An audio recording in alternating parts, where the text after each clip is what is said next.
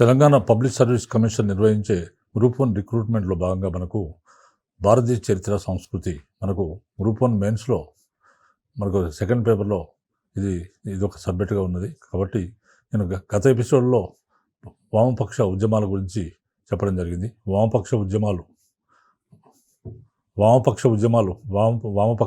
గురించి చెప్పడం జరిగింది.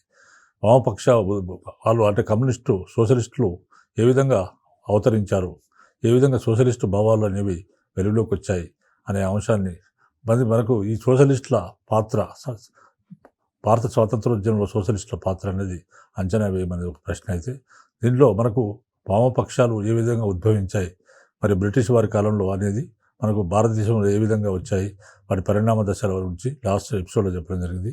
ఈ ఎపిసోడ్లో మిగిలిన అంశాల గురించి వివరించడం జరుగుతుంది. 1925 డిసెంబర్లో కమ్యూనిస్టు సమాజాలన్నీ కలిసి కాన్పూర్లో సమావేశమై ఏకపక్షంగా ఏర్పడ్డారు. అంటే భారతదేశ వ్యాప్తంగా అనేక కమ్యూనిస్టులు అక్కడక్కడ ఉండేవారు. వీళ్ళందరూ కలిసి కాన్పూర్లో సమావేశమయ్యారు. 1925 సంవత్సరం డిసెంబర్లో వివిధ ప్రాంతాలలో ఉన్న కమ్యూనిస్టులందరూ కలిసి కాన్పూర్లో సమావేశమై ఒక ఏకపక్షంగా వాళ్ళందరూ కూడా ఐక్యతగా ఏర్పడ్డారు. ఆ విధంగా ఏర్పడ్డ కమ్యూనిస్ట్ పార్టీ ఆఫ్ ఇండియా సిపిఐకి ఎస్వి గాతే అనేవాడు కార్యదర్శి అయ్యాడు. ఈ విధంగా కమ్యూనిస్టులు కాన్పూర్లో సమావేశమై కమ్యూనిస్ట్ పార్టీ ఆఫ్ ఇండియా అనే దాన్ని ఏర్పాటు చేసుకున్నారు. దానికి ఎస్వి గాతే అనేవాడు కార్యదర్శి అయ్యాడు. తర్వాత పార్టీ సభ్యులు కాంగ్రెస్ సంస్థలో చేరి ఆ సంస్థలో బలమైన వామపక్షాంగంగా వ్యవహరించాలని నిర్దేశించారు. ఈ సందర్భంగా వారు ఏంగా అనుకున్నారంటే, భారత జాతీయ కాంగ్రెస్లోనే ఉండాలి సభ్యులు, కమ్యూనిస్టులు అనేది సపరేట్గా కాకుండా ఈ సభ్యులందరూ కూడా భారత జాతీయ కాంగ్రెస్లోనే చేరి అందులోనే ఉండి ఆ సంస్థలో బలమైన వామపక్షాంగంగా, అంటే ఆ సంస్థకు వామపక్షాంగంగా ఇది ఉండాలని వ్యవహరించాలని ఈ సమావేశం నిర్దేశించింది. భారత కమ్యూనిస్ట్ పార్టీ, కమ్యూనిస్ట్ ఇంటర్నేషనల్ సంస్థల మధ్య నేరుగా సంబంధాన్ని నెలకొల్పాలని తొలుత నిర్ణయం జరిగింది. భారత కమ్యూనిస్ట్ పార్టీ, కమ్యూనిస్ట్ ఇంటర్నేషనల్ అంటే భారతదేశానికి సంబంధించిన కమ్యూనిస్ట్ పార్టీకి కమ్యూనిస్ట్ ఇంటర్నేషనల్ కుమింటర్న్ సంస్థల మధ్య నేరుగా సంబంధాలు నెలకొల్పాలని తొలుత నిర్ణయం జరిగింది. కానీ కుమింటర్న్ రెండో సమావేశంలో తూర్పు దేశాలతో విప్లవ ప్రతీక అని లెనిన్ ప్రస్తుతించిన ఎంఎన్ రాయ్ కుమింటర్న్ రెండో కమ్యూనిస్ట్ ఇంటర్నేషనల్ సమావేశంలో తూర్పు దేశాలలో విప్లవ ప్రతీక అని లెనిన్ ఎంఎన్ రాయ్ని ప్రస్తుతించాడు. మన లెనిన్ రష్యా అధ్యక్షుడు.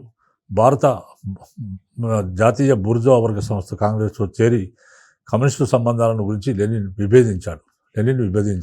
ఎందుకంటే మీరు కమ్యూనిస్టు పార్టీ, మీరు భారత జాతీయ కాంగ్రెస్లో ఎలా చేరుతారు అని మీకు ఒక బూర్జువా వాళ్ళ దగ్గర మీరు ఎట్టుంటారని లెనిన్ వీళ్ళతో విభేదించడం జరిగింది. ఆ తర్వాత బ్రిటన్లోని కమ్యూనిస్టు పార్టీ భారతదేశంలో కమ్యూనిస్టు కార్యక్రమాలకు దిశానిర్దేశం చేసేది. అంటే బ్రిటన్లో కమ్యూనిస్టు పార్టీ ఉండేది, భారతదేశంలో కమ్యూనిస్టు పార్టీ పెడితే బ్రిటిష్ వారు నిషేధిస్తారు ఓపెన్గా అని చెప్పేసి వాళ్ళు కాంగ్రెస్లోనే ఉంటూ వామపక్ష భావజాలాన్ని ప్రచారం చేసుకునేవారు. అయితే బ్రిటన్లో ఉన్న కమ్యూనిస్టు పార్టీ వారు భారతదేశంలో ఉన్న కమ్యూనిస్టు పార్టీ వారికి కార్యకలాపాలు ఏం చేయాలనో వాళ్ళని దిశానిర్దేశం బ్రిటన్లో ఉన్న కమ్యూనిస్టు పార్టీ వారు చేసేవారు. అనేక మంది బ్రిటిష్ కమ్యూనిస్టులు భారతదేశానికి వచ్చారు. భారతదేశంలోని కార్మిక సంఘాలతో భారతదేశంలో ఉన్న కార్మిక సంఘాలతో ఒక వామపక్ష వర్గాన్ని రూపొందించడానికి జార్జ్ ఎల్జిన్ అనేవాడు వచ్చాడు. మనకు అనేక మంది బ్రిటిష్ కమ్యూనిస్టులు భారతదేశానికి వచ్చారు. భారతదేశంలోని కార్మిక సంఘాలతో వామపక్ష వర్గాన్ని రూపొందించాలనే ఉద్దేశంతో జార్జ్ ఎల్జిన్ అనేవాడు వచ్చాడు. తర్వాత బొంబాయి, బెంగాల్లో కార్మిక సంస్థల వివాదాలతో ఆయన జోక్యంతో ప్రభుత్వం ఆయన్ను నిర్బంధించింది. ఈ విధంగా ఆయన వచ్చాడు. ఎవరు వచ్చారు? బ్రిటన్ నుంచి ఎల్జన్ అనేవాడు వచ్చి భారతదేశంలో కార్మిక సంఘాలతో వామపక్ష వర్గాన్ని రూపొందించడానికి జార్జ్ ఎల్జిన్ ప్రయత్నం చేశాడు. ఆ సందర్భంలో బొంబాయి, బెంగాల్లో కార్మిక సంస్థల వివాదాల్లో ఆయన జోక్యం చేసుకున్నాడు. బొంబాయి, బెంగాల్ రాష్ట్రాల్లో కార్మిక సంస్థల వివాదాల్లో ఆయన జోక్యం చేసుకున్నాడు. దాంతో ప్రభుత్వం ఆయన్ను అరెస్ట్ చేయడం, నిర్బంధించడం జరిగింది. తర్వాత ఎందుకు నిర్బంధించిందంటే, నకిలీ పాస్పోర్ట్ పత్రాలతో ఆయన భారతదేశంలోకి ప్రవేశించాలని అభియోగం పెట్టి ఆయనకు జైలు శిక్ష వేసి తర్వాత దేశం నుంచి పంపించి వేయడం జరిగింది. తర్వాత తర్వాత ఇంకొకరు వచ్చారు, ఆయన పేరు ఫిలిప్ స్ట్రాట్. తర్వాత వచ్చినవాడు ఫిలిప్ స్ట్రాట్. తర్వాత రెండో వాడు బెంజమిన్ ఫ్రాన్సిస్. మూడో వాడు బ్రాడ్లీలు. తర్వాత వచ్చినవారు ఫిలిప్ స్ట్రాట్, బెంజమిన్ ఫ్రాన్సిస్, తర్వాత బ్రాడ్లీలు ముగ్గురు వచ్చారు. వీళ్ళు కార్మిక కర్షక పక్షాన్ని నెలకొల్పారు. కార్మిక కర్షక ఉద్యమాన్ని ఒక పక్షాన్ని ఏర్పాటు చేయడం జరిగింది. స్ట్రాట్ నెలకొల్పిన కార్మిక కర్షక పక్ష శాఖలు ఢిల్లీ, అలహాబాద్, మీరట్, గోరఖ్పూర్, ఝాన్సీల్లో వెలిశాయి. ఈ విధంగా స్ట్రాట్ అనేవాడు ఈ కార్మిక కర్షక శాఖలను నెలకొల్పాడు. ఇలాంటి శాఖలు బ్రాంచెస్ ఎక్కడెక్కడ విస్తరించాయి అంటే ఢిల్లీ, అలహాబాద్, మీరట్, గోరఖ్పూర్, ఝాన్సీల్లో ఈ కార్మిక కర్షక శాఖలు వెలిశాయి. భారతదేశంలో తన కార్యక్రమాన్ని గురించి ఆయన ఎప్పటికప్పుడు ఇంగ్లాండ్లో ఉన్న కమ్యూనిస్ట్ నాయకులకు తెలియజేస్తూ వారి సలహాలు సంప్రదింపులతో పనిచేస్తున్నవాడు. స్ట్రాట్ అనేవాడు ఈ విధంగా ఏర్పాటు చేసిన కార్మిక కర్షక శాఖలు వివిధ ప్రాంతాలకు విస్తరించాయి. అవి భారతదేశంలో తన ఆయన ఈ విధంగా భారతదేశానికి కార్యకలాపాలు చేస్తున్నాడు. తను చేసే కార్యకలాపాలను ఎప్పటికప్పుడు బ్రిటన్లో ఉన్న కమ్యూనిస్ట్ నాయకులకు తెలియజేస్తూ వాళ్ళ సలహాలు తీసుకుంటూ ఈయన కార్యక్రమాలు కొనసాగించేవాడు. తర్వాత పార్టీకి సంబంధించిన పుస్తకాలు చాలా రహస్యంగా భారతదేశానికి చేరేవి. అంటే బ్రిటన్లో ఉన్న కమ్యూనిస్టు నాయకులు ఏం చేసేవారంటే కమ్యూనిస్టు పార్టీకి సంబంధించిన పుస్తకాలు చాలా రహస్యంగా భారతదేశానికి చేరవేసేవారు. 1928 తర్వాత భారత కమ్యూనిస్టు పార్టీని కోమింటర్న్ నిర్దేశ పరిధిలోకి తేవడానికి నిర్ణయం జరిగింది. అంటే కమ్యూనిస్ట్ ఇంటర్నేషనల్ 1928 తర్వాత భారతదేశంలో ఉన్న కమ్యూనిస్టు పార్టీని కమ్యూనిస్ట్ ఇంటర్నేషనల్ నిర్దేశ పరిధిలోకి అంటే దాని అదుపులోకి తీసుకుని రావడానికి నిర్ణయం జరిగింది. తర్వాత ముజఫర్ అహ్మద్ ప్రతినిధిగా కోమింటర్న్ కార్యాచరణ సమావేశానికి వెళ్ళాలని నిశ్చయించారు. ముజఫర్ అహ్మద్ అనేవాడు ఇక్కడ ప్రతినిధిగా, ఈయన మన భారతదేశ కమ్యూనిస్టు పార్టీ ప్రతినిధిగా ఆయన కోమింటర్న్ అంటే కమ్యూనిస్ట్ ఇంటర్నేషనల్ కార్యాచరణ సమావేశానికి కమ్యూనిస్ట్ ఇంటర్నేషనల్ కార్యాచరణ సమావేశానికి వెళ్ళాలని నిశ్చయించారు. అంటే ఇక్కడ ముజఫర్ అహ్మద్ అనేవాడు భారత కమ్యూనిస్టు పార్టీ తరఫున కమ్యూనిస్ట్ ఇంటర్నేషనల్కి అటెండ్ అవుతుందన్నమాట. కోమింటర్న్కు కార్యాచరణ సమావేశాన్ని వెళ్ళాలని నిర్ణయించడం జరిగింది. ఈ దశలో కమ్యూనిస్టు పార్టీ కార్మిక సంఘాలపై ప్రాబల్యం నెలకొల్పడానికి ఎక్కువ ప్రాధాన్యం ఇచ్చింది. ఈ దశలో కమ్యూనిస్టు పార్టీ కార్మిక సంఘాలపై ప్రాబల్యం నెలకొల్పడానికి ఎక్కువ ప్రాధాన్యం ఇచ్చింది. కమ్యూనిస్టు పార్టీ కార్మిక సంఘాలపై అంటే వీళ్ళు కమ్యూనిస్టులు ఏం చేశారంటే కార్మిక సంఘాలపై తమ ప్రాబల్యం తమ పట్టు ఉండాలని వాళ్ళ దానికి ప్రాధాన్యం ఇవ్వడం జరిగింది. తర్వాత మీరట్ కుట్ర కేసు జరిగింది. మీరట్ కుట్ర కేసులో 1929 మార్చి 20 స్ట్రాట్, బ్రాడ్లీ, ముజఫర్ అహ్మద్, షౌకత్ ఉస్మానీ, డాంగే మొదలైన 31 మంది కమ్యూనిస్ట్ కార్యకర్తలను ప్రభుత్వం అరెస్ట్ చేసింది. అంటే వీళ్ళు Spratt, Bradley, Muzaffar Ahmad, Bradley ఇద్దరు కూడా బ్రిటన్ కమ్యూనిస్ట్ నాయకులు. మీరట్ కుట్ర కేసు బనాయించింది ప్రభుత్వం. ఎందుకంటే వీళ్ళు కమ్యూనిస్టులు భారతదేశంలో కార్యకలాపాలు చేస్తున్నారు. ఇది బ్రిటిష్ ప్రభుత్వాన్ని మనుగడకు చాలా కష్టమని చెప్పేసి వీళ్ళపైన మీరట్ కుట్ర కేసు బనాయించింది. 1929 మార్చి 20 ఈ మీరట్ కుట్ర కేసును బనాయించి దాంట్లో స్ట్రాటు, బ్రాడ్లీ, ముజఫర్ అహ్మద్, షౌకత్ ఉస్మానీ, డాంగే మొదలైన 31 మంది కమ్యూనిస్ట్ కార్యకర్తలను, నాయకులను ప్రభుత్వం అరెస్ట్ చేసింది. తర్వాత కోమింటర్న్ ప్రోద్బలాలతో దేశాల్లో అలజడులు, సమ్మెలు జరిపి అస్థిరతను సృష్టించి విప్లవాలు జరిపి తద్వారా ప్రభుత్వాలను కూలదోసి కార్మిక రిపబ్లిక్ను స్థాపించడానికి కుట్ర జరుగుతున్నది. అరెస్ట్ అయిన వారిలో కుట్రలో భాగస్వాములు ఉన్నారని అభియోగం మోపడం జరిగింది. వీళ్ళ మీద ఏం చెప్పి అభియోగం ఎందుకు మోపారంటే వీళ్ళు ఏం చేస్తారు, కమ్యూనిస్ట్ ఇంటర్నేషనల్ ప్రోత్సాహంతో అది ఎంకరేజ్ చేస్తుంది, ప్రోద్బలంతో ఏం చేస్తుంది, దేశాల్లో అలజడులు రేపాలని, సమ్మెలు జరిపి అస్థిరతను సృష్టించాలని, విప్లవాలు జరిపి తద్వారా ప్రభుత్వాలను కూలదోసి కార్మిక రిపబ్లికన్ స్థాపించడానికి కుట్ర జరుగుతుందని ప్రభుత్వం అభియోగాలను వీరిపైన మోపి వీరిని అరెస్ట్ చేశామని చెప్పింది. ఈ విధంగా అరెస్ట్ అయిన వారి కుట్రలో భాగస్వాములని అభియోగం మోపింది. వీరు ఇవన్నీ చేయడానికి కమ్యూనిస్ట్ ఇంటర్నేషనల్ వీరికి చెప్తుంది అలజడులు రేపమని, అస్థిరత పాలు చేయమని, విప్లవాలు జరపమని, ప్రభుత్వాలను కూలదోయమని, ఈ విధంగా మనం చెప్తుంది కాబట్టి మీరందరినీ కూడా అరెస్ట్ చేశామని చెప్పేసి బ్రిటిష్ ప్రభుత్వం తెలియజేసింది. సోదాలు జరిపి అందుకు సాక్ష్యంగా లభించిన ఆధారాల ప్రాతిపదికపై విచారణ జరిపింది. సోదాలు జరిపి చెకింగ్ చేశాం, అందుకు సాక్ష్యంగా వాళ్ళ దగ్గర ఆధారాలు కూడా లభించాయి, అందుకనే వాళ్ళని అరెస్ట్ చేశామని కూడా చెప్పింది. 1933లో వెలువడ్డ తీర్పులో నలుగురు మినహా మిగతా వారందరికీ వివిధ కాలాలకు జైలు శిక్ష విధించడం జరిగింది. 1933 సంవత్సరంలో ఒక తీర్పు వచ్చింది, కోర్టు జడ్జిమెంట్ వచ్చింది. ఆ జడ్జిమెంట్లో ఏమొచ్చిందంటే ఒక నలుగురు తీసేశారు. మిగిలిన నలుగురు మినహా మిగతా 27 మందికి వివిధ కాలాలకు జైలు శిక్ష వాళ్ళకు విధించడం జరిగింది. అలహాబాద్ హైకోర్టు తీర్పును ధృవీకరించింది. అలహాబాద్ హైకోర్టు ఈ తీర్పును ధృవీకరించింది, కానీ శిక్ష కాలాన్ని కొంచెం తగ్గించింది. అలహాబాద్ అంటే వీళ్ళు హైకోర్టుకు వెళ్ళారు. అలహాబాద్లో ఉన్న హైకోర్టుకు వెళ్తే హైకోర్టు ఈ కింది కోర్టు ఇచ్చిన తీర్పును ధృవీకరించింది, కానీ శిక్ష కాలాన్ని కొంచెం తగ్గించింది. తర్వాత మీరట్ కుట్ర కేసు ఖైదీల పట్ల కాంగ్రెస్ నాయకులు సానుభూతి చూపారు. ఈ విధంగా మీరట్ కుట్ర కేసులో ఎవరైతే ఇరుక్కున్నారో ఈ ఖైదీల పట్ల నానాటి జాతీయ కాంగ్రెస్ నాయకులు సానుభూతి చూపడం జరిగింది. తర్వాత వీరికి న్యాయపరమైన సలహా సంప్రదింపులు ఇవ్వడానికి సంసిద్ధత వాళ్ళు వ్యక్తం చేశారు. వాళ్ళు ఒప్పుకున్నారు. న్యాయపరమైన సలహా సంప్రదింపులు ఇస్తామని వాళ్ళు ఒప్పుకోవడం జరిగింది. తర్వాత మీరట్ కుట్ర కేసు భారత కమ్యూనిస్టు పార్టీ పురోగతిని ఆటంకపరిచిందని చెప్పవచ్చు.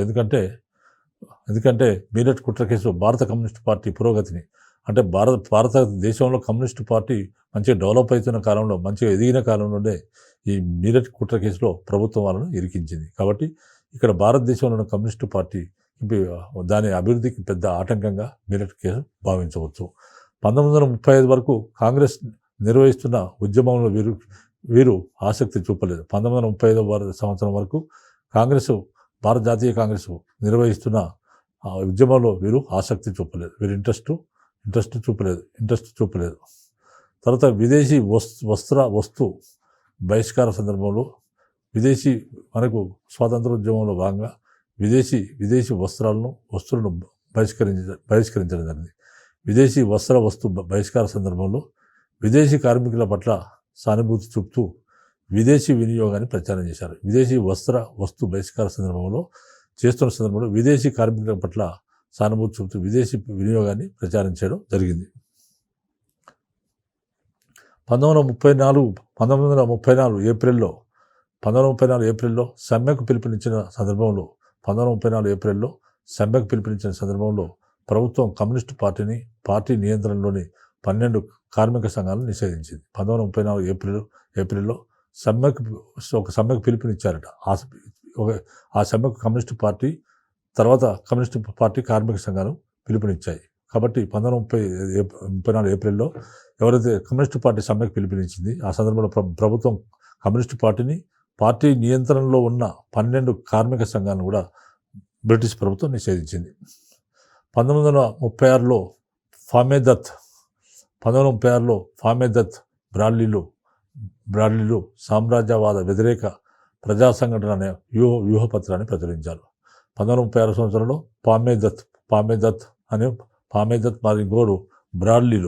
ఫామే దత్ మరియు బ్రాడ్లీ అనేవారు సామ్రాజ్యవాద వ్యతిరేక ప్రజా సంఘటన. ఫామే దత్, బ్రాడ్లీ అనే ఇద్దరు కూడా సామ్రాజ్యవాద వ్యతిరేక ప్రజా సంఘటన అనే వ్యూహపత్రాన్ని ప్రచురించారు. సామ్రాజ్యవాద వ్యతిరేక ప్రజా సంఘటన ఒక వ్యూహపత్రాన్ని వీళ్ళు ఒక ఆర్టికల్ను ప్రచురించారు. అందులో భారత కమ్యూనిస్టు కాంగ్రెస్ సంస్థ నిర్వహిస్తున్న ఉద్యమంలో పాల్గొంటూ వీళ్ళు ఏం చేశారు, కమ్యూనిస్టు పార్టీని ఎప్పుడైతే నిషేధించారు, దాంతో భారత కమ్యూనిస్టులు ఏం చేశారు, భారత జాతీయ కాంగ్రెస్ సంస్థ నిర్వహిస్తున్న ఉద్యమంలో వీళ్ళు కూడా పాల్గొనడం మొదలుపెట్టారు. తర్వాత భారత జాతీయ కాంగ్రెస్లో కొనసాగుతూ కాంగ్రెస్లో బలమైన వామపక్ష వర్గాన్ని ఏర్పాటు చేయాలని సూచన చేయడం జరిగింది. కాంగ్రెస్లోని వామపక్షము కాంగ్రెస్ సోషలిస్ట్ పార్టీతో కలిసి కార్మిక సంఘాన్ని కలుపుకొని ఒక ఉమ్మడి కార్యక్రమం ప్రాతిపదికగా కాంగ్రెస్తో కలిసి పనిచేయాలని భావించారు. అంటే జాతీయ కాంగ్రెస్లోనే ఉంటూ వామపక్ష విభాగం అనేది విభాగం పెట్టుకుని అందులో కాంగ్రెస్ వామపక్ష విభాగాన్ని పెట్టుకొని కాంగ్రెస్ సోషలిస్టు పార్టీతో కలిసి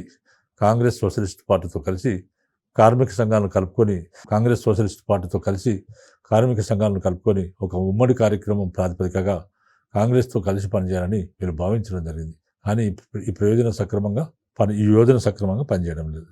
గాంధీ నాయకత్వ వైఫల్యం కారణంగా లాహోర్ కాంగ్రెస్ తీర్మాన అంశాలు సంపూర్ణ స్వరాజ్యము, సామ్రాజ్యవాద వ్యతిరేకత బలహీనమవుతున్నాయని కమ్యూనిస్టులు విమర్శించడం జరిగింది. గాంధీ నాయకత్వం విషయంలో ఫెయిల్యూర్ అయ్యాడు. ఈ విధంగా ఫెయిల్యూర్ కావడం కారణంగా లాహోర్ కాంగ్రెస్ తీర్మాన అంశాలు లాహోర్లో తీర్మానం చేశారు. పూర్ణ స్వరాజ్యాన్ని తీర్మానం చేయడం జరిగింది. ఈ అంశాలు సంపూర్ణ స్వరాజ్యము, సామ్రాజ్యవాద వ్యతిరేకత బలహీనమవుతున్నాయని కమ్యూనిస్టులు తీవ్రంగా విమర్శించడం జరిగింది. జవహర్లాల్ నెహ్రూ, సుభాష్ చంద్రబోస్, జయప్రకాష్ నారాయణ వంటి యువ నాయకుల సహాయంతో కమ్యూనిస్ట్ పార్టీ తమ ప్రాబల్యం పెంచుకోవాలని ప్రయత్నం చేసింది. ఈనాటి యువ నాయకులు ఎవరు? జవహర్లాల్ నెహ్రూ, సుభాష్ చంద్రబోస్, జయప్రకాష్ నారాయణ వంటి వీళ్ళందరూ యువ నాయకులు. ఆ రోజుల్లో ఈనాటి యువ నాయకుల సాయంతో కమ్యూనిస్ట్ పార్టీ తన ప్రాబల్యాన్ని పెంచుకోవాలని ప్రయత్నం చేసింది. తర్వాత జయప్రకాష్ నారాయణ్ ఆధ్వర్యంలో కాంగ్రెస్ సోషలిస్ట్ పార్టీ కమ్యూనిస్టుల సభ్యత్వానికి స్వాగతించడంతో కమ్యూనిస్టులు కొంతవరకు తమ ప్రాబల్యాన్ని పెంచుకున్నారు. అంటే జయప్రకాష్ నారాయణ నాయకత్వంలో కాంగ్రెస్ సోషలిస్ట్ పార్టీ కమ్యూనిస్టుల సభ్యత్వానికి స్వాగతించారు. దాంతో కమ్యూనిస్టులు కొంతవరకు తమ ప్రాబల్యాన్ని పెంచుకోవడం జరిగింది. 1931-34 కాలంలో కాంగ్రెస్ సోషలిస్ట్ పార్టీని 1931-34 సంవత్సరాల కాలంలో కాంగ్రెస్ సోషలిస్ట్ పార్టీని కాంగ్రెస్లో ఉంటూ గాంధీ నినాదాలను అంగీకరించని కాంగ్రెస్ కార్యకర్తలు ఆరంభించారు. 1931-34 అంటే 3 సంవత్సరాల్లో కాంగ్రెస్ సోషలిస్ట్ పార్టీ అనే దాన్ని కాంగ్రెస్లో ఉంటూ గాంధీ విధానాలను అంగీకరించని కాంగ్రెస్ కార్యకర్తలు కొంతమంది ఉన్నారు. కాంగ్రెస్లో ఉంటూ గాంధీ విధానాలను వాళ్ళు అనుసరించి కాంగ్రెస్ సభ్యులే కానీ గాంధీ వివాదాలను వారు అంగీకరించరు. అలాంటి అంగీకరించిన కొందరు కాంగ్రెస్ కార్యకర్తలు ఉన్నారు. వాళ్ళు కాంగ్రెస్ సోషలిస్ట్ పార్టీని వారు ఆరంభించడం జరిగింది. ఆ విధంగా వీరందరూ కూడా అంటే కాంగ్రెస్ సభ్యులుగానే, జాతీయ కాంగ్రెస్ సభ్యులుగానే ఉంటారు. కానీ వారికి గాంధీ విధానాలు, గాంధీ పద్ధతులు వాళ్ళు నచ్చవు. అందుకని గాంధీ విధానాలను ఎవరైతే అంగీకరించని వాళ్ళు ఎవరైతే ఉన్నారో వాళ్ళందరూ కాంగ్రెస్ సోషలిస్ట్ పార్టీ అనే దాన్ని ఏర్పాటు చేసుకున్నారు. తర్వాత వర్గ ప్రాతిపదికపై కార్మిక కర్షకుల్ని సమీకరించారు. వర్గ ప్రాతిపదికపై వీళ్ళకి ఈ వర్గ పోరాటం చేయడం కొరకు కార్మిక కర్షకులను మొత్తం కూడా సమీకరించారు. వాళ్ళని రెడీ చేశారు. వీళ్ళని రెడీ చేసి స్వాతంత్రోద్యమాన్ని, కార్మిక కర్షకుల్ని సమీకరించి స్వాతంత్రోద్యమాన్ని నడపాలని వారు భావించడం జరిగింది. తర్వాత జయప్రకాష్ నారాయణ కార్యదర్శిగా ఉన్న ఈ వామపక్షం సంస్థలో నారాయణ కార్యదర్శిగా ఉన్న ఈ వామపక్ష సంస్థలో అంటే సోషలిస్ట్ కాంగ్రెస్లో జయప్రకాష్ నారాయణ కార్యదర్శిగా ఉన్న ఈ వామపక్ష సంస్థలో ఆచార్య నరేంద్రదేవ్, రామ్ మనోహర్ లోహియా, కమలాదేవి, చటోపాధ్యాయ, తర్వాత మిమామ పాని, నమ్ముద్రిపాద్, శ్రీ రామ్మూర్తి, సుందరయ్య మొత్తం ప్రభుత్వులు ఇందులో చేరారు. వీళ్ళందరూ కూడా ఇందులో చేరారు. తర్వాత కాలంలో నమ్ముద్రిపాద్, రామ్మూర్తి, సుందరయ్యలు కమ్యూనిస్ట్ పార్టీలో చేరారు. ఇదంతా కాంగ్రెస్ సోషలిస్ట్ పార్టీలో సభ్యులు. కాంగ్రెస్ సోషలిస్ట్ పార్టీ అనేది ఒక సంస్థ, సభ్యులు. దీనికి జయప్రకాష్ నారాయణ కార్యదర్శిగా ఉండేవాడు. వీళ్ళందరూ కూడా ఇందులో చేరారు. తర్వాత కాలంలో ముగ్గురు సభ్యులైన నమ్ముద్రిపాద్, రామ్మూర్తి, సుందరయ్య మాత్రం ఈ సంస్థ నుంచి ఆయన బయటకు వచ్చాడు. కాంగ్రెస్ సోషలిస్ట్ పార్టీ అనే సంస్థ నుంచి ఈ ముగ్గురు బయటకు వచ్చి తర్వాత కమ్యూనిస్ట్ పార్టీలో చేరడం జరిగింది. తర్వాత ఈ విధంగా కాంగ్రెస్ సోషలిస్ట్ పార్టీ వారు కొన్ని కార్యక్రమాలు రూపొందించారు. వారు రూపొందించిన కార్యక్రమాల్లోని ముఖ్యాంశాలు ఏంటంటే బ్రిటిష్ ఇండియా చేసిన రుణాన్ని తిరస్కరించడం. బ్రిటిష్ ఇండియా చేసిన రుణాన్ని తిరస్కరించడం అంటే బ్రిటిష్ ఇండియా అంటే ఎక్కడైతే బ్రిటిష్ వారు ప్రత్యక్ష పరిపాలనలో భారతదేశం ఉందో దాన్ని బ్రిటిష్ ఇండియా అంటారు. ఈ విధంగా బ్రిటిష్ ఇండియా చేసిన రుణాన్ని తిరస్కరించడం ఒకటి. ప్రజల చేతుల్లోకి అధికారం బదలాయించడం ఒకటి. డైరెక్ట్ అధికారం ప్రజల చేతుల్లోకి బదలాయించాలి. మూడోది ప్రణాళికాబద్ధంగా దేశ అభివృద్ధి, ఆర్థిక అభివృద్ధి జరగాలనేది. తర్వాత నాలుగోది ప్రభుత్వ నిర్వహణలో విదేశీ వాణిజ్యం జరగాలనేది. ప్రభుత్వ డైరెక్ట్ కంట్రోల్లో విదేశీ వాణిజ్యము, విదేశాలతో వ్యాపారం జరపాలనేది. తర్వాత వ్యవసాయం విషయంలో, పరిశ్రమల్లో సహకారోద్యమం విధానం అనేది, సమాచార బ్యాంకింగు, తర్వాత భరణాలు లేకుండా సంస్థానాలు రద్దు మొదలైనవి. భరణాలు అంటే సంస్థానాలు అనేక సంస్థానాలు ఉన్నాయి. ఆ సంస్థానాలు వివిధ వివిధ పాలకుల చేతులు ఉన్నాయి. వాళ్ళకి భరణాలు ఇవ్వకుండా సంస్థానాలను రద్దు చేయాలని ఇట్లా కొన్ని అంశాలను ఈ కాంగ్రెస్ సోషలిస్ట్ పార్టీ వారు తీసుకోవడం జరిగింది. గాంధీ అహింసా సిద్ధాంతాన్ని, నైతికతకు ప్రాధాన్యం ఇచ్చే రాజకీయ ధోరణిని, ధర్మకర్తృత్వ సిద్ధాంతాన్ని వారు తిరస్కరించారు. గాంధీ అహింసా సిద్ధాంతాన్ని ఈ సోషలిస్ట్ కాంగ్రెస్ వారు గాంధీని ఒప్పుకోరు. గాంధీ అహింసా సిద్ధాంతం వాళ్ళకి నచ్చలేదు. గాంధీ అహింసా సిద్ధాంతాన్ని, నైతికతకు ప్రాధాన్యం ఇచ్చే రాజకీయ ధోరణిని, నైతికతకు ప్రాధాన్యం ఇచ్చే రాజకీయ ధోరణిని, తర్వాత ధర్మకర్తృత్వ సిద్ధాంతాన్ని వారు తిరస్కరించడం జరిగింది. వారు తిరస్కరించారు. కాంగ్రెస్ సంస్థకు వారు విధేయులుగా ఉంటూ కార్మిక కర్షక వర్గాన్ని సంస్థలో చేర్చి ఉద్యమ ప్రాతిపదికన విస్తరించాలని వారి సిద్ధాంతం. అంటే గాంధీ అహింసా సిద్ధాంతాన్ని వాళ్ళు ఒప్పుకోరు. వాళ్ళు కాంగ్రెస్లోనే ఉంటారు, కానీ గాంధీ అహింసా సిద్ధాంతాన్ని వాళ్ళు నచ్చదు. తర్వాత నైతికతకు ప్రాధాన్యం ఇచ్చే రాజకీయ ధోరణిని, తర్వాత ధర్మకర్తృత్వ సిద్ధాంతాన్ని వారు తిరస్కరించడం జరిగింది. కాంగ్రెస్ సంస్థకు విధేయులుగా ఉంటూ కార్మిక కర్షక వర్గాల్ని సంస్థలో చేర్చి, అంటే కాంగ్రెస్లోనే ఉంటారు, కానీ గాంధీ సిద్ధాంతాలు వాళ్ళు నచ్చవు. అహింసా సిద్ధాంతాలు నచ్చదు. వాళ్ళు హింసావాదం గుండా ఉన్నారు. కాంగ్రెస్ సంస్థకు వారు అందులోనే ఉంటూ కార్మిక కర్షక వర్గాలని సంస్థలో చేర్చి ఉద్యమ ప్రాతిపదికన విస్తరించాలని వారి సిద్ధాంతం. 1935 భారత ప్రభుత్వ చట్టాన్ని వారు తిరస్కరించారు. 1935 సంవత్సరంలో భారత ప్రభుత్వ చట్టాన్ని చేయడం జరిగింది. బ్రిటిష్ వారు భారత ప్రభుత్వ చట్టాన్ని చేశారు.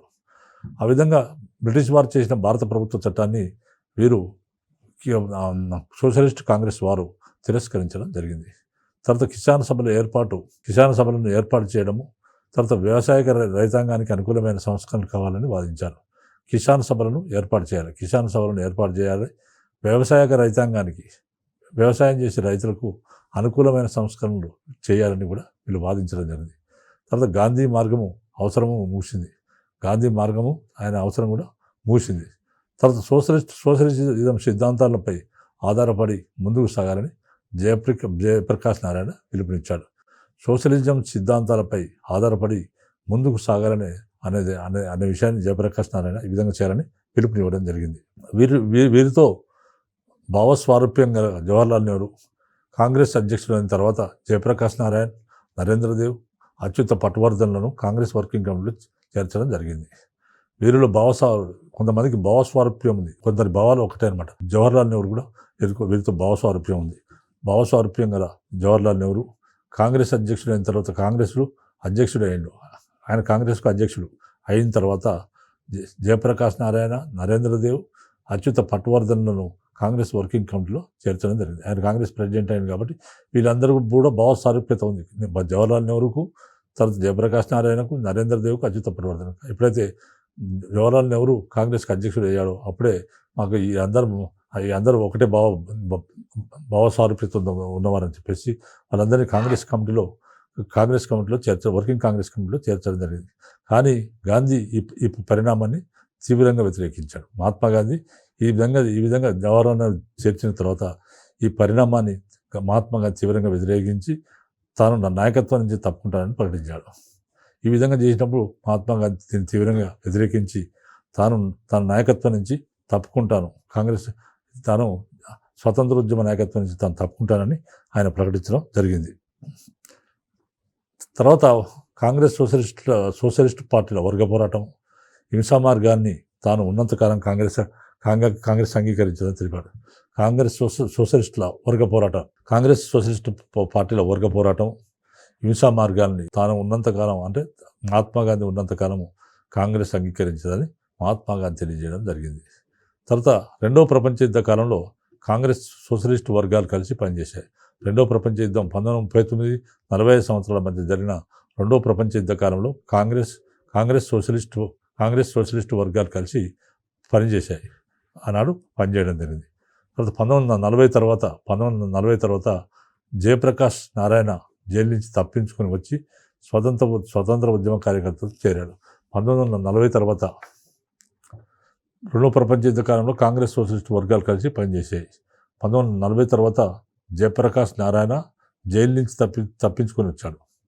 1940 తర్వాత జయప్రకాష్ నారాయణ జైలు నుంచి తప్పించుకొని వచ్చి స్వతంత్ర ఉద్యమ కార్యకర్తలతో చేరడం జరిగింది. సాయుధ ప్రతిఘటన చేపట్టాలని వాదించి బీహార్లో సాయుధ దళాలను రూపొందించాడు. జయప్రకాష్ నారాయణ ఏం చేశాడు? సాయుధ ప్రతిఘటన చేపట్టాలి, సాయుధ అంటే ఆయుధాలు కలిగి ప్రతిఘటన చేయాలి, బ్రిటిష్ వారికి వ్యతిరేకంగా ప్రతిఘటించాలి అని వాదించాడు. ఆయన వాదించి బీహార్లో సాయుధ దళాల్ని ఆయన రూపొందించడం జరిగింది. సాయుధ దళాలు అంటే ఆయుధాలు గల వాళ్ళు సాయుధ దళాలను రూపొందించడం జరిగింది. కానీ కొద్ది కాలంలోనే అతన్ని రామ్ మనోహర్ లోయను ప్రభుత్వం అరెస్ట్ చేసింది. మరి కొద్ది కాలంలో ఈ విధంగా చేయాలని అనుకున్నప్పుడు జయప్రకాష్ నారాయణను మరియు రామ్ మనోహర్ లోయను ప్రభుత్వం కొద్ది కాలంలోనే అరెస్ట్ చేయడం జరిగింది. కాంగ్రెస్లో మౌలిక పరిణామవాదుల్ని కాంగ్రెస్ సోషలిస్ట్ పార్టీ సమీకరించింది. కాంగ్రెస్లో మౌలిక పరిణామవాదాన్ని కాంగ్రెస్ సోషలిస్ట్ పార్టీ వారు సమీకరించారు. తర్వాత కర్షకోద్యమాన్ని నిర్వహించడం జరిగింది. తర్వాత కార్మిక సంఘాల మధ్య ఐక్యతను సాధించింది. కాంగ్రెస్ సోషలిస్ట్ పార్టీ కార్మిక సంఘాల మధ్య ఐక్యతను సాధించింది. సోషలిజం సిద్ధాంతాన్ని ప్రాచుర్యంలోకి తెచ్చింది. సోషలిజం అనే సిద్ధాంతాన్ని ప్రాచుర్యంలోకి తెచ్చింది. 1945 సంవత్సరంలో కాంగ్రెస్ సోషలిస్ట్ పార్టీ 1945లో కాంగ్రెస్ నుంచి సోషలిస్ట్ పార్టీని స్థాపించింది. 1945లో కాంగ్రెస్ నుంచి సోషలిస్ట్ పార్టీని స్థాపించడం జరిగింది. 1952 తర్వాత కృపలాన్ నాయకత్వంలో ఉన్న కృషక్ మజ్దూర్ ప్రజాపార్టీలో కలిసిపోయి 1952 తర్వాత కృపలాని నాయకత్వంలో ఉన్న కృపక్ మజ్దూర్ ప్రజాపార్టీలో కలిసిపోవడం జరిగింది. తర్వాత 1939లో సుభాష్ చంద్రబోస్ గాంధీతో విభేదించాడు. 1939 సంవత్సరంలో సుభాష్ చంద్రబోస్ గాంధీతో విభేదించి కాంగ్రెస్ అధ్యక్ష పదవికి రాజీనామా చేసి ఫార్వర్డ్ బ్లాక్ అనే పక్షాన్ని స్థాపించాడు. తర్వాత కాంగ్రెస్ విధానాలను కార్యక్రమాలన్నీ ఈ పార్టీ అంగీకరించింది. ఈ ఫార్వర్డ్ బ్లాక్ అంగీకరించింది. కానీ కాంగ్రెస్ అధిష్టానం పట్ల అవిశ్వాసాన్ని ప్రకటించింది. అంటే కాంగ్రెస్ ఫార్వర్డ్ బ్లాక్ కొత్తగా పెట్టుకున్నాడు ఆయన, కాబట్టి కాంగ్రెస్ విధానాలను కార్యక్రమాలను ఆ పార్టీ ఫార్వర్డ్ బ్లాక్ అంగీకరించింది. కానీ కాంగ్రెస్ అధిష్టానం ఎవరైతే కాంగ్రెస్లో నాయకత్వం ఉన్నారో వారిపైన అవిశ్వాసాన్ని ప్రకటించింది. 1947 సంవత్సరంలో స్వాతంత్రం వచ్చిన తర్వాత జరిగిన అధికార బదలాయింపు ఒక బూటక పరిణామం అని ఫార్వర్డ్ బ్లాక్ విమర్శించింది. 1947 సంవత్సరంలో స్వాతంత్రం వచ్చిన తర్వాత జరిగిన అధికార బదలాయింపు అది బ్రిటిష్ వారు అధికారాన్ని భారతీయులకు బదలాయించారు అనేది ఇది ఒక బూటక పరిణామం అని సుభాష్ చంద్రబోస్ ఏర్పాటు చేసిన ఫార్వర్డ్ బ్లాక్ దాన్ని విమర్శించింది. కాంగ్రెస్ బూర్జువా నాయకత్వం బ్రిటిష్ సామ్రాజ్యవాదం కుమ్ముక్కయ్యాయి. బ్రిటిష్ సామ్రాజ్యవాదం రెండు కుమ్ముక్కయ్యాయి. ఈ కుమ్ముక్కై భారత ప్రజా బాహుళ్యాన్ని మోసం చేశారని కూడా వ్యాఖ్యానించింది. తర్వాత 1940లో ఏర్పడిన విప్లవ సోషలిస్ట్ పార్టీ, 1939లో ఏర్పడ్డ బోల్షివిక్ పార్టీ, 1941 నెలకొన్న బోల్షివిక్ లెనిన్ పార్టీ, 1942లో ఏర్పడిన విప్లవ కమ్యూనిస్టు పార్టీ, ఎంఎన్ రాయ్ స్థాపించిన మౌలిక ప్రజాస్వామ్య పార్టీ, ఇవన్నీ వామపక్ష భావాలు గల రాజకీయ పక్షాలే. సో మనకు ఇప్పుడు socialist party, communist party, communist party ఎలా ఏర్పడింది, దాని కార్యకలాపాలు ఏంది అనే అంశాన్ని గురించి ఇప్పటివరకు చెప్పడం జరిగింది. సో మనకి ఈ